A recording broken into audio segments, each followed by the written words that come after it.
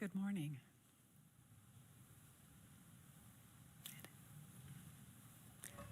Good morning and welcome to Unity in Lynnwood's live streaming. Shall we begin with prayer?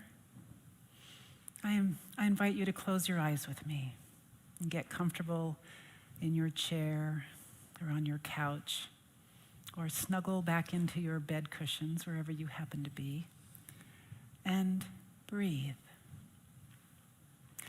Follow your breath to this moment, this eternal now moment. Settle into this moment knowing that right where we are, God is, because it can be no other way. Together, let's take this opportunity of apparent separation to remember that we are not separate, that we can't be separate. Let's take this opportunity of apparent separation to experience our oneness, even as our physical bodies are in different physical living rooms or dining rooms or bedrooms or offices in different parts of the country. There truly is no distance, no separation, for there is only one. We are one. As you sit, allow yourself to become aware of your I amness. Allow yourself to just be aware of being. And as you settle into that feeling of awareness of being, become aware that you are not limited by the edges of your skin, that your awareness is not limited. Breathe into this expanded sense of self and know your oneness with all of life. We love this building, our beautiful tree house, and we will all treasure that moment when we can all share space once again under this roof. But we affirm that what truly connects us is not limited by these walls. We love to hold hands and hug one another, and we will all treasure that moment when we can do so again. But we affirm that what truly connects us transcends the physical. We are united in our oneness, and we cannot be disconnected. How can one disconnect from the only thing that is? We are already one before we hold a hand or exchange a hug or join together in our church building. Know with me that we are all individuations of the one, and we haven't gone anywhere because there is nowhere to go. We are all here as one, sharing this eternal now moment of life. This is the truth of us. We are one. And just the same as when we are together physically, from this place of awareness of our oneness, from this place of immersion in divine wisdom, we can choose how we can show up during this time. We can show up as innovators. We can show up as creativity. We can show up as compassion. We can show up as peace. We can show up as love. From this place of oneness, we can love and support each other through this time that too shall pass. And so it is. Holy Morn,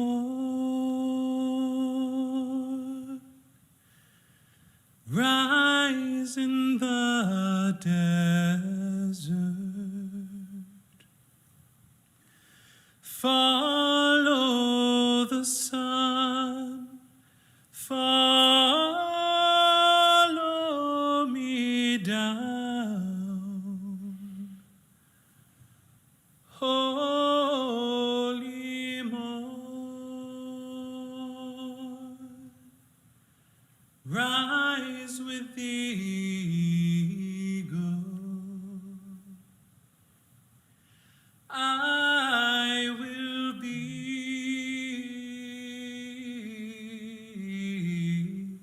free. Holy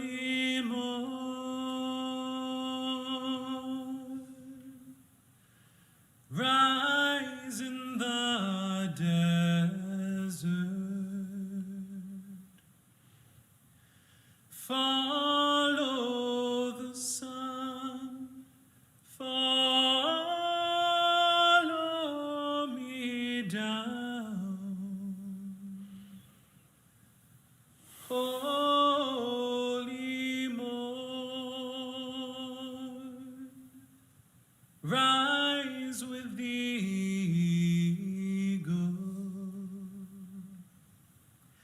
I will be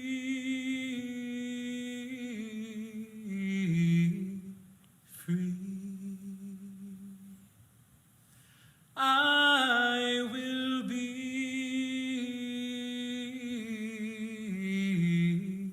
free. I will be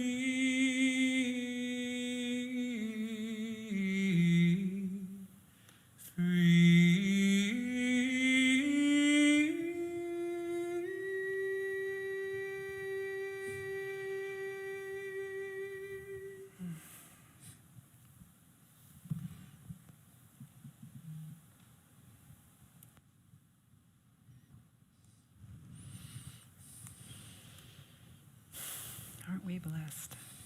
Thank you, Matthew Wilson.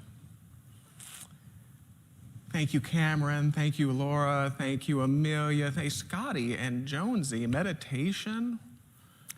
Oh, life is good. My name is Dr. Richard Loren Held. It is a profound honor to welcome you to Unity in Lynnwood's first Connect service. And for those with children, please note that youth and family ministries gatherings are launching at this very moment as well. Credentials are available by contacting that program director, Stacy Bailey. As I said last week, it seems fair to say that we've been visited by an inconvenient guest.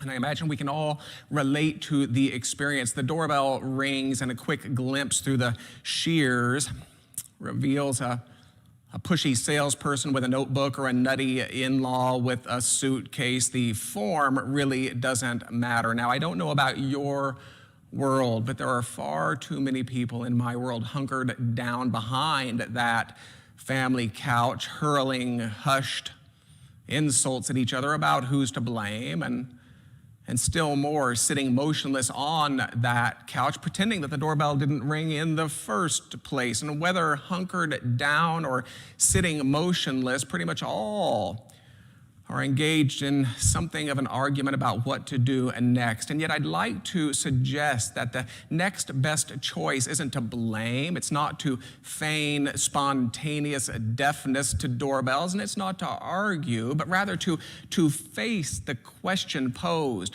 by all such inconvenient guests. Will we contract toward the smallest ideas of who and what we've come to be, or will we expand toward the grandest possibilities of who and what we've come to be?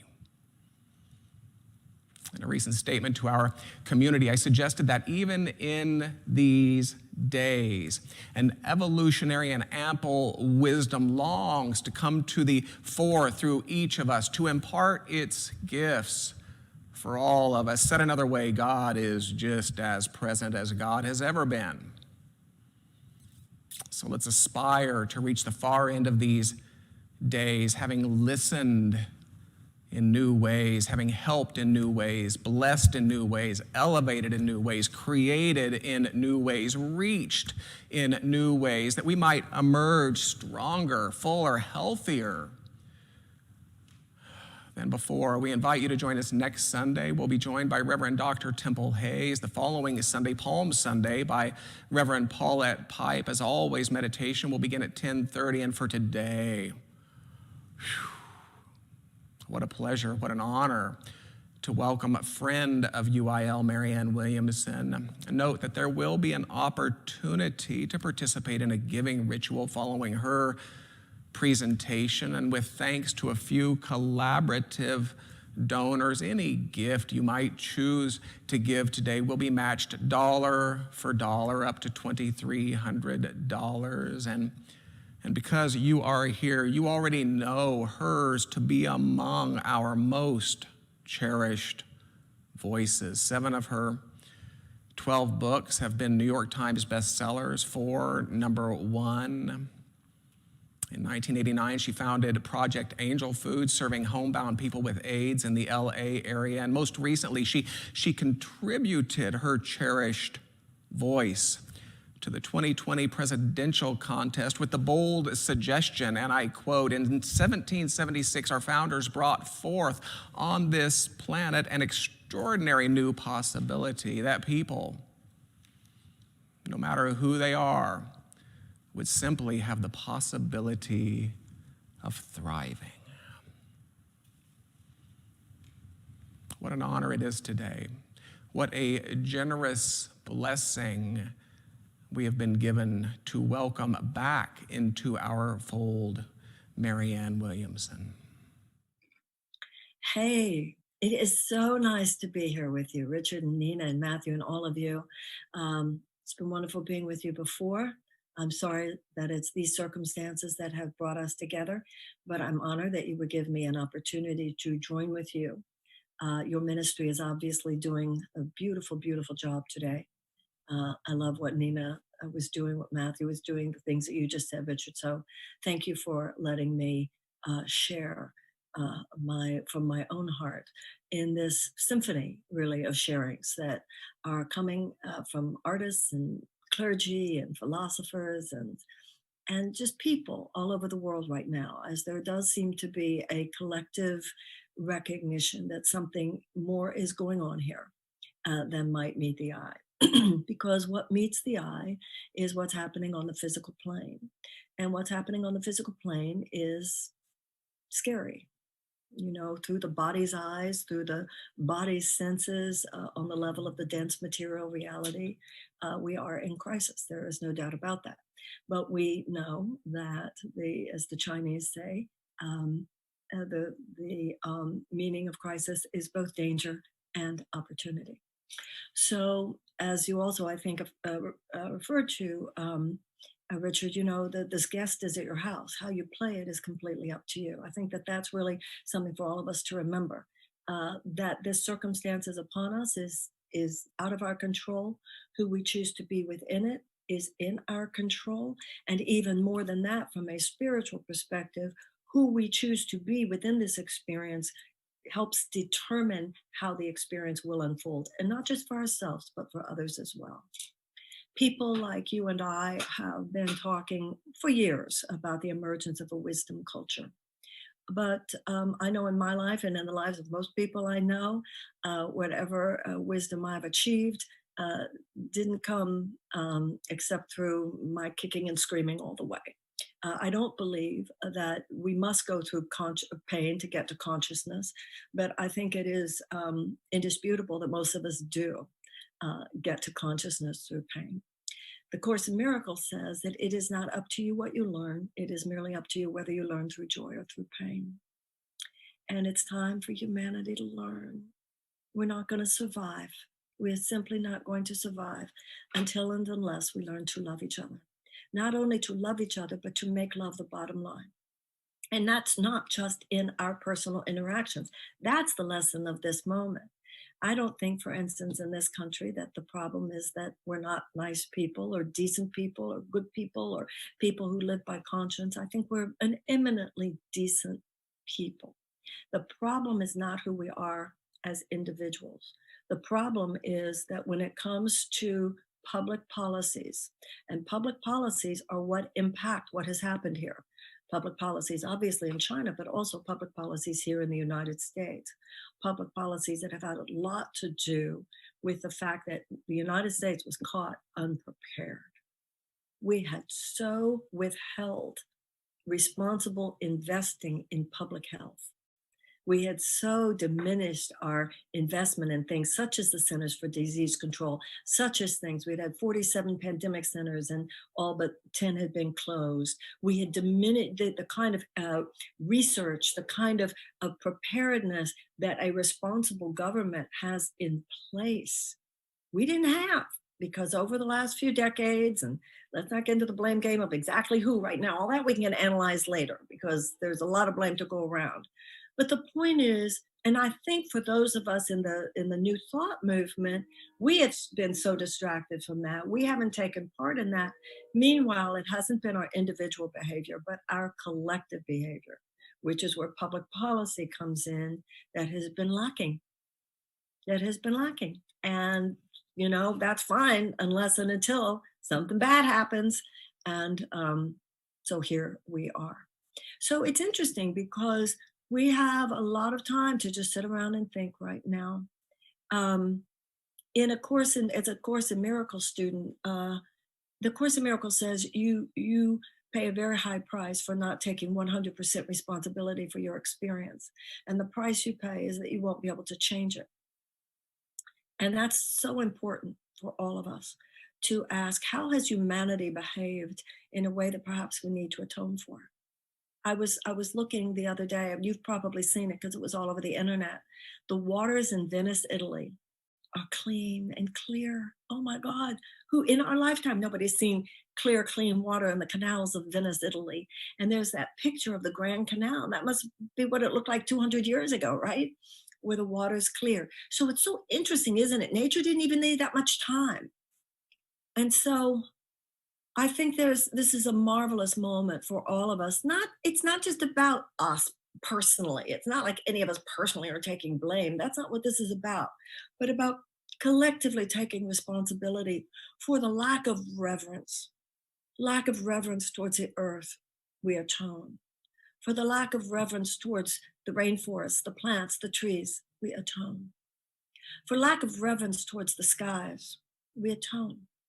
For lack of reverence towards the waters, we atone. For the lack of reverence towards each other, we atone. For the lack of reverence towards our bodies, we atone. For the lack of reverence towards ourselves, we atone. For the lack of reverence towards the poor and the suffering, and our lack of mercy, we atone. Humanity has been in a adrenaline driven, at least in Western society, certainly in America, we've been in this adrenaline driven, almost addictively driven. I think it is not just almost addictive, this addictively driven, gotta go, gotta do something. And so many of us know that that has less to do with where we really have to go, what we really have to do, and more to do with how much we avoid going into these deeper places that we are forced into by this situation. You know, um, this morning, I was listening to some music with a friend, and I think, if things had been going differently, this is a friend that an old 30-year, I've been friends with this man for 30 years. He's an old friend.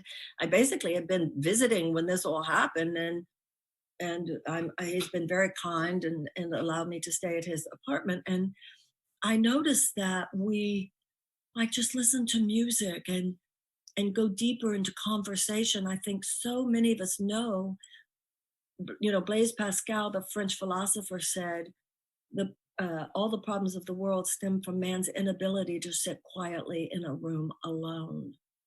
We avoid going deep. We avoid getting real. And so I think a lot of the panic that people are feeling about the disease is panic that was kind of a low level panic, just facing the truth of our own existential reality that had been held at bay. And I think that those of us who are involved in spirituality and religion, in a way, this is not as shocking to the system because we already meditate and we already pray and we already ask those deeper questions, including, let's put the boogeyman out on the table, including about death. I mean, if you have not, Carl Jung said, failure to deal with the subject of death robs the second half of life of its meaning. And I'm 67 years old. So from being a Course in Miracles student and understanding things like what Jung said,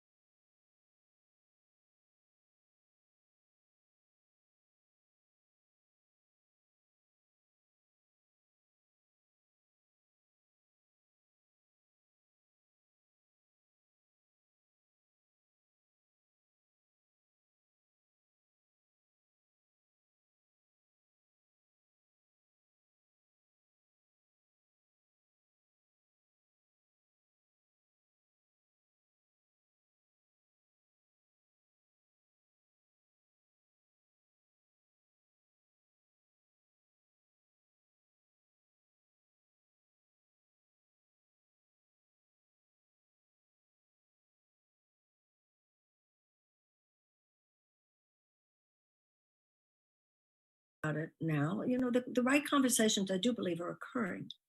It's a global pause.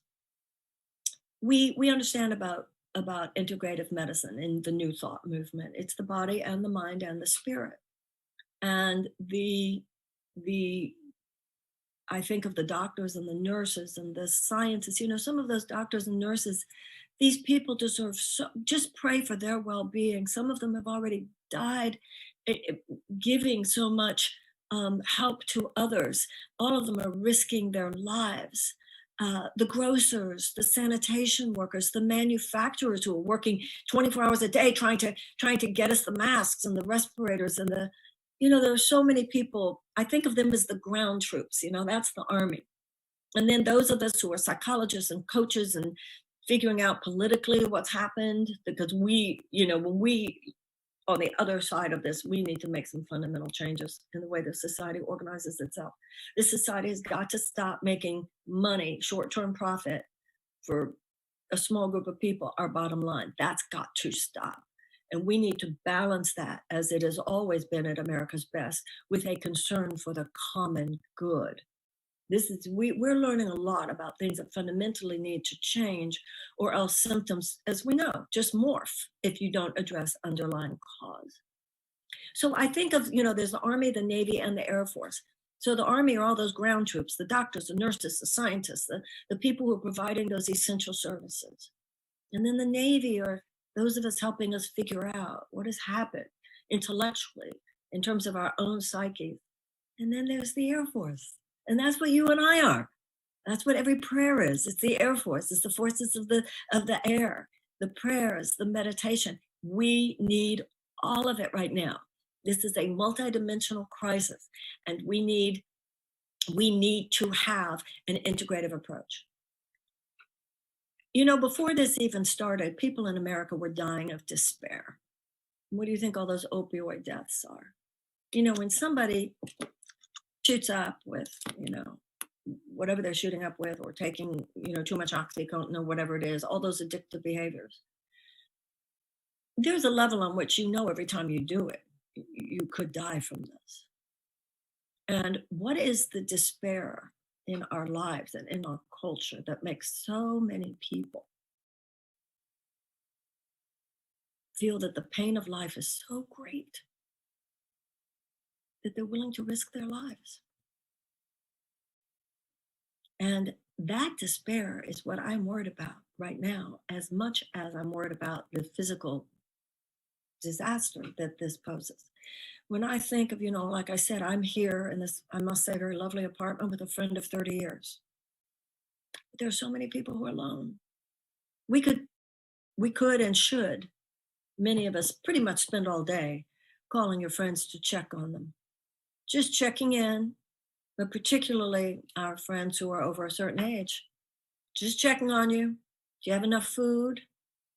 A lot of us are in situations where we could just drop groceries on the doorstep, right? Just checking on each other, being there for each other, calling, saying, you want to pray together? You want to meditate together? So this is, as you said, Richard, you know, it doesn't matter the form, you know, it could be the in-law, it could be the friend you didn't really want to come to visit. This is definitely a visitor that we would not have wished, but it is here. And you know, the line, we've all heard it, there is no spot where God is not.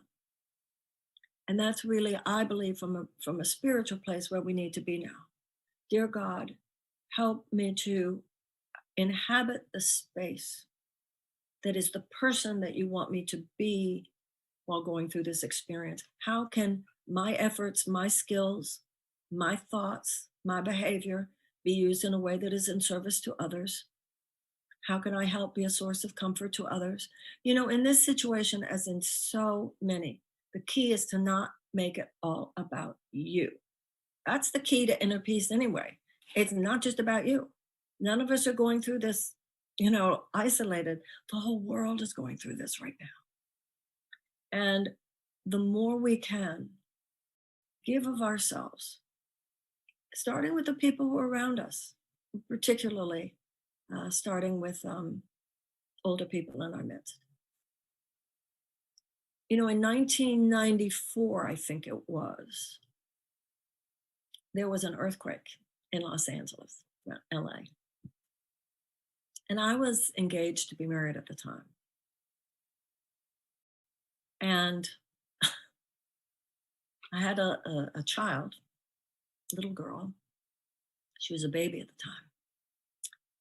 And starting about 5 minutes after the earthquake, my phone started ringing. Every ex-boyfriend, including the ones with whom it had not ended well. You okay? I love you. You okay? It reminded me of that song, like Carly Simon, there's some song about how last night we forgot. We were sleeping and we rolled over and said, I love you, even though we'd had a terrible fight. I think a lot of people, I have the gentleman that I'm staying with here was telling me about a friend of his who he had an awful falling out many years ago, who called yesterday and said, I'm really sorry. I think a lot of that is going on. I think, and those are the miracles. Everybody is self-correcting. This is a great self-correction.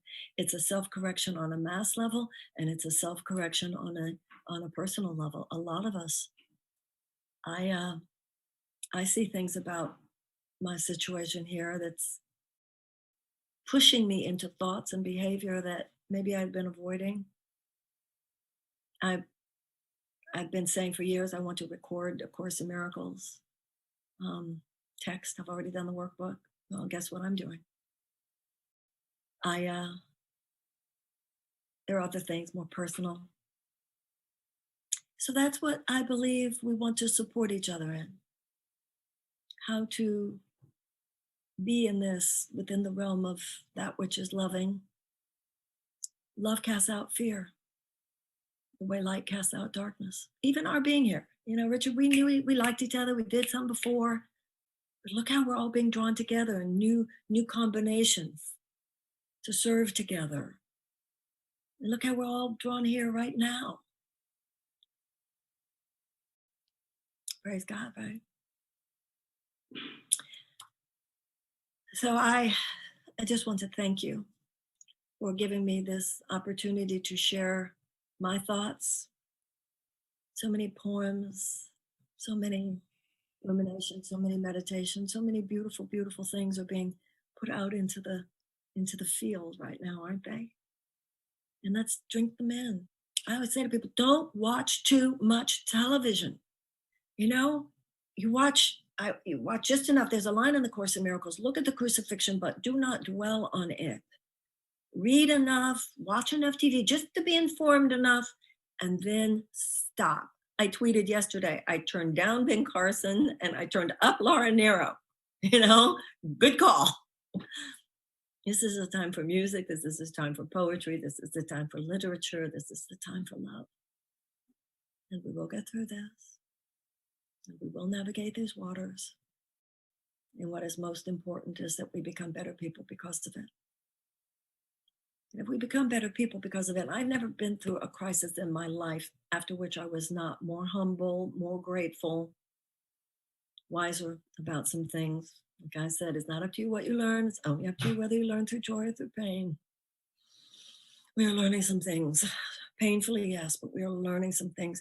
And if we are made wiser because of this, if we are made more humble because of this, that's what it means to be made stronger by this. The Course in Miracles says, the meek shall inherit the earth, because their strength will literally take the place over. This is pummeling us. And we're having to be more flexible, and we're having to be more surrendered, and we're having to be more humbled, and we're having to be more reverent, and we're having to be more devotional. We're having to be those things which we know in our hearts we should be. And if we are those things at the end of this, then our communities will be better, our country will be better, and our world will be better. And we will grieve those things and those people that we need to grieve, and we will pave a new path forward. And we will be able to say in our hearts, we did what we could. And what came because of all this was not all bad. God bless you. Thank you so much for letting me share.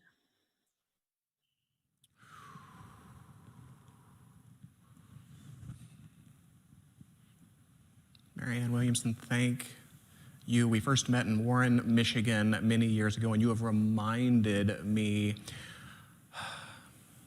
of light since. On behalf of many, thank you. Now, can we? Dear God, as we are gathered here today, first of all, we thank you for the fact that through the internet, we are able to join the way we are. We thank Richard, we thank Nina, we thank Matthew, we thank you all for all those at the church who have allowed this gathering to occur. We send our love and our best wishes to all those who are gathered here with us. And we place in your hands, dear God, our experience of this pandemic. And we see the hand of God upon all those who are sick. We see the hand of God upon all those who are panicked and grieving and scared. And we see the divine physician in whatever form he appears. To many appears as Jesus. We see this pandemic placed in his hands.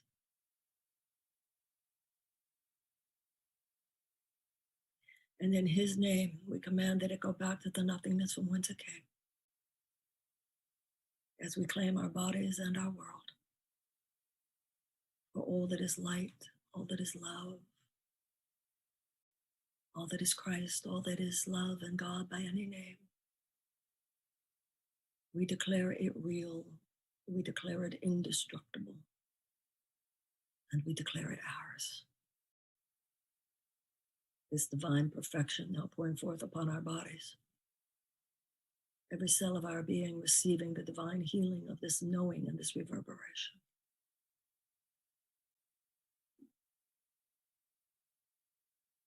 And truly, all is well. And so it is. Amen.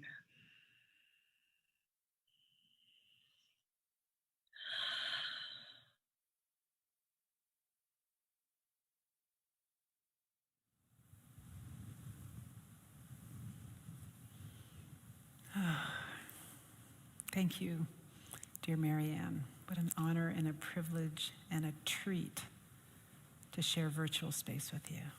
Thank you. And now, we've come to the time in our service where we have the opportunity to stand in the flow of substance and to give to our spiritual community so that it can continue to flourish. And since today is a virtual service, we're going to do things a little bit differently. Together we will bless our individual offerings. And then while Matthew is inspiring us with song, you will have time to access the text to give option or our online donation option in lieu of a past offering bag, because we just could not figure out how to virtually pass that bag. Laura will post on Facebook the different options we have for you today to share your generosity with Unity in Lynnwood during this time of virtual services. So if you would, please take your offering. If it's a check, just hold that in your cupped hands. If you plan to tithe online or by text, just hold that amount in your hands as your intention. Know that both are simply symbols of abundance. Close your eyes with me, and let's begin by remembering who we are. We are light beings. We are emanations of the Most High. We are immersed in spirit substance, out of which everything is made. We are told in the Bible, seek first the kingdom of God, and then all things will be added. Seek first that realm of all potentiality, all substance, all life, all love. This substance flows without ceasing, and right now, it is a living energy flowing around and in and through you. Allow it to quicken you. Butterworth tells us that the creative process of the universe is rushing, streaming, pouring into you from all sides. So let us place ourselves in that free-flowing stream of this substance and let it flow freely through us. Feel this flow in your body, and if there's any place that feels any resistance, let the power of the flow usher it out of the way. Feel that flow get stronger in you. Feel into this image, this truth, until your whole being bubbles with enthusiasm and your fingers tingle with power. Feel this quickening energy rush down your arms and into your hands, blessing your offering, and then surging forth from your fingers, delivering that energetic blessing to Unity in Lynnwood and beyond. Know you are loved. Rest in peace. Dream your sweet dreams till your soul is released. Know you are loved. Rest in peace. Dream your sweet dreams till your soul is released.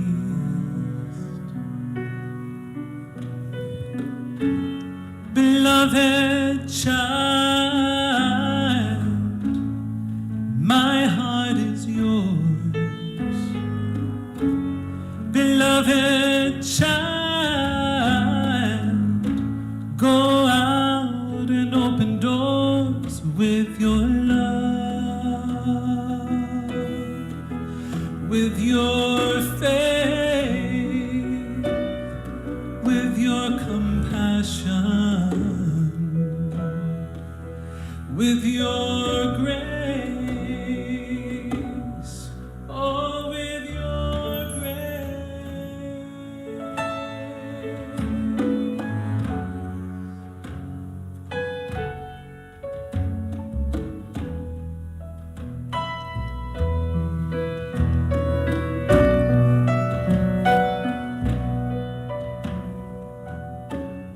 Beloved child, you are the light of the world. Beloved child, go out, spread light to the world. Be strong, be kind, be brave. Know your mind, know that you're divine. Know that it's alright to be afraid. Know you are loved. Rest in peace. Dream your sweet dreams till your soul is released. Know you are loved. Rest in peace. Dream your sweet dreams till your soul is released.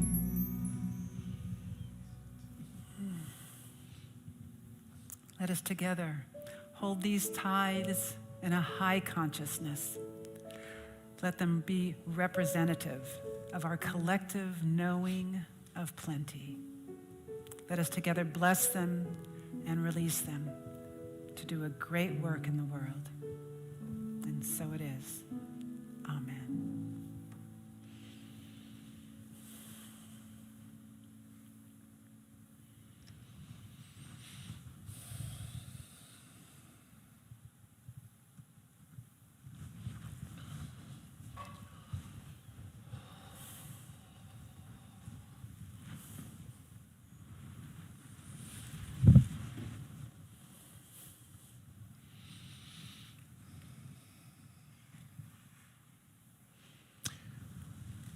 I've been known to say that we're always praying, and that what we call prayer is simply a moment of intentionality. It's a moment of elevation injected into the prayers that are already underway. So our goal is not to have that which we call prayer exist as an exception, but to stretch it into the everyday prayers of everyday living. We close then with prayer, as we always do.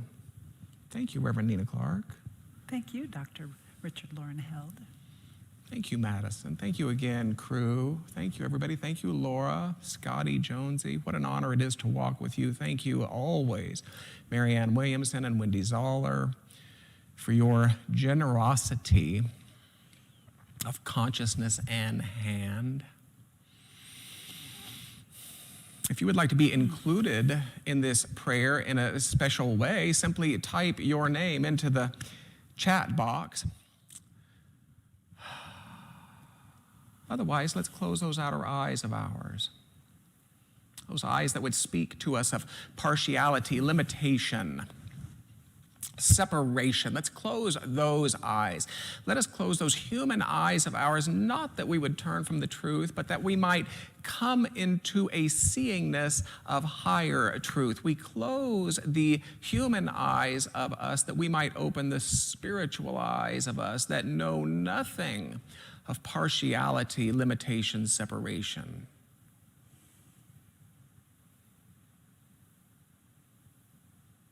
So on behalf of all those gathered today, those in the room, those who have turned anything of a spiritual ear to this conversation, those who have typed their names into the chat box, on behalf of all, we close those human eyes to what appears to be, and we open the spiritual eyes of us that we might come into an awareness of that which already is, and that is the reality of life we call God, the reality of sufficiency that we call God, the reality of wisdom that we call God, a wisdom sufficient to any sense of incompletion or confusion. We close those human eyes of ours that we might open the spiritual eyes of us to a harmony, ever longing and pressing to be made manifest in this world of form through human hands such as yours, through human hearts such as yours.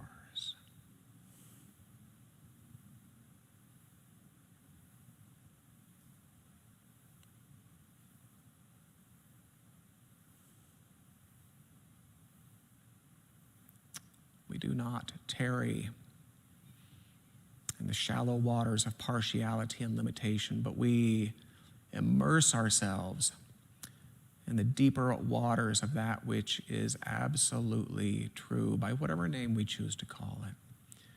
I might say that we avail ourselves to plant ourselves firmly in our awareness of everything we hold God to be. This is our prayer on this holy morn.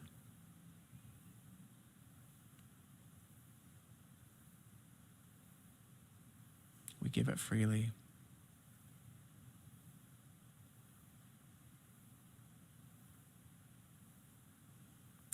doing, we allow a sense of gratitude to rise.